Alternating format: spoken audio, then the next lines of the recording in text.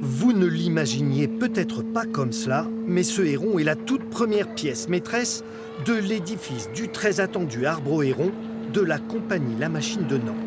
Aujourd'hui, il prend son envol, une prouesse technique. On a effectivement toute la partie mécanique à faire passer, toute la partie hydraulique, toute la partie des flexibles, la partie des capteurs, des alimentations. Et tout ça, c'est recouvert effectivement de sa peau, en fait, qui est le bois.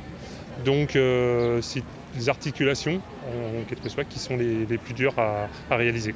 3 années d'études pour en arriver là, un spécimen de 35 tonnes, une structure métallique de 15 mètres d'envergure, bientôt perchée à 45 mètres de hauteur, au-dessus de la ville de Nantes. Et cela avec des voyageurs. C'est un héron qui est situé, qui est installé à la cime de l'arbre, au héron, sur une plateforme d'embarquement avec un escalier qui permet de grimper jusqu'à la nacelle, le petit balcon qu'il a sur son dos.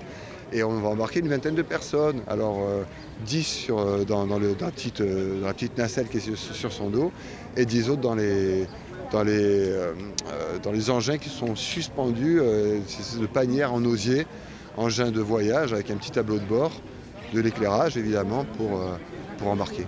On se dit qu'un gamin de 12 ans qui se retrouve sur le dos d'un héron, avec la tête du héron qui bouge et qui voit la ville, le fleuve se débobiner devant lui, c'est comme un conte pour enfants, c'est le rêve d'Icare, c'est le rêve de voler. C'est une folie cette histoire.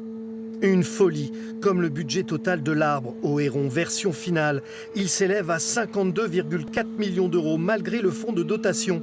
Il reste à trouver pour finaliser le projet 16 millions. Quant au calendrier, l'arbre au héron pourrait être installé, dans le meilleur des cas, en 2027.